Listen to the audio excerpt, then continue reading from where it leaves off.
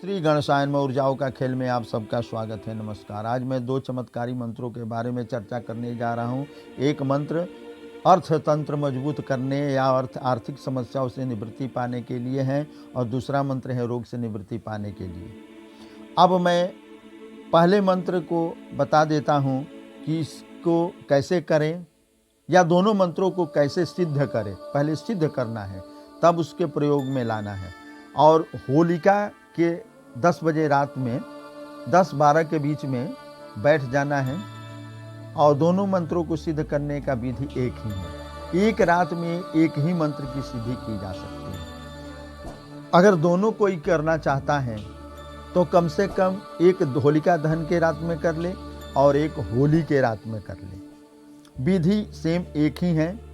पहले मैं बता देता हूँ कि अर्थ की समस्या अगर किसी को हो या अर्थ में बचत न होता हो, धन दौलत आता हो लेकिन बचत न होता हो, या कहीं फंस गया हो या व्यवसाय में नुकसान हो रहा हो, रुपया पैसा की आर्थिक तंगी बन रही हो, आर्थिक समस्या हमेशा बनी रहती हो, तो वैसे व्यक्तियों के लिए यह मंत्र कारगर होगा।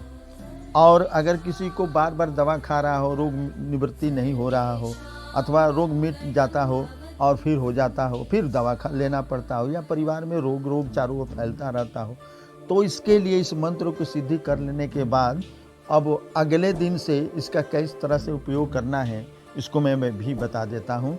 अब मैं विधि बताता हूँ सिद्धि करने का। पहला है अर्थतंत्र से संबंधित। पहले अपने जन्म तिथि को पता करना है। अगर किसी का जन्म तिथि पता ना हो तो कृपया इस आर्थिक समस्या से निदान करने का उपाय अब दूसरा है जो अगले वीडियो में बताऊंगा, लेकिन यह नहीं हो सकता है। क्या करना है, अगर उनके कोई तिथि पता हो, जैसे मान लीजिए कि तृतीया तिथि हो तो ओम तृतीया तिथये नमः, चतुर्थी हो तो ओम चतुर्थी तिथये नमः, पंचमी हो तो ओम पंचमी तिथये नमः। इस तरह से अपने तिथि के मंत्र को बना लेना है और बना करके रुद्राक्ष के माला से 5 माला करना है। घी का दीपक जला लेना है, लाल आसन पर बैठना है, पूर्व दिशा में बैठना है और गुगुल जला लेना है। और इस मंत्र को पढ़ने से पूर्व अनुलोम विलोम करना है आराम से 16 बार। उसके बाद 11 बार एक अपने शरीर को और आसन को बांधने के लिए हाथ में जल ले करके और क्लॉकवाइज अपने शरीर को घुमाते हुए जमीन पर गिरा देना है। हाथ को फैला करके गिराते हुए गिरा देना है। 11 बार मंत्र पढ़ना है। मंत्र मैं बता देता हूँ शरीर बांधने का। ओम वज्र क्रोधाय महादंताय 10 दिशो बंध बंध हुम फट स्वाहा।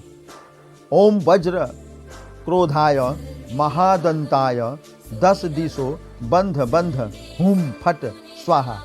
इस मंत्र का लिख करके याद नहीं करना है, इसको सुन करके याद करना है। लिखने के बाद से मंत्र क्लिक हो जाएगा। अब मैं बता देता हूँ, अर्थ वाला मंत्र तो बता दिया और ये दोनों में शरीर बांधने वाला मंत्र लागू होगा। अगर किसी को दोनों मंत्रों का उपयोग करना हो तो एक को होलिका दहन के रात और एक को होली के रात में करना चाहिए। अगर किसी को दोनों में से एक ही करना है तब भी यही विधि को अपनाएं। अब मैं उसके लिए मैं मंत्र बता देता हूँ जो रोग वाला मंत्र है।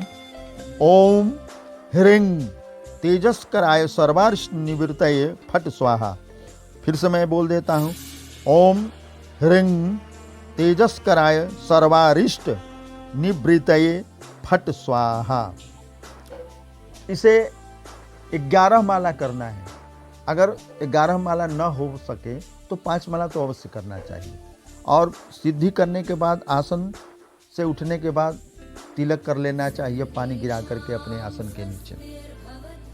अब अगले दिन से क्या करना है इसके बारे में मैं बता देता हूँ। अगले दिन से आपको यही करना है कि हमेशा अपने मन में अर्थ वाला मंत्र जो है वो अपने मन में सुबह शाम दोपहर को या पूजा करते हैं रोज डेली, अगर स्नान वगैरह करके तो वहाँ पढ़ ले।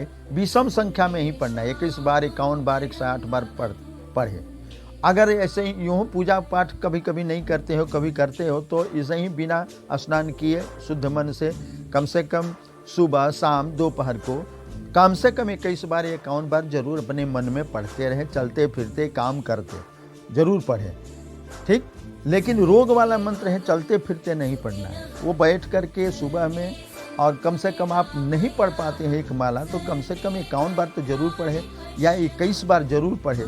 और किसी दूसरे के लिए कर रहे हैं तो उसका नाम लेकर के पढ़े, अपने लिए कर रहे हैं तो ऐसे करें। जब तक आर्थिक मजबूती न हो जाए अथवा रोग से निवृत्ति न हो जाए कुछ दिनों तक करें तो आपको काफ़ी लाभ पहुंचेगा, एकदम इसमें कोई संशय नहीं है।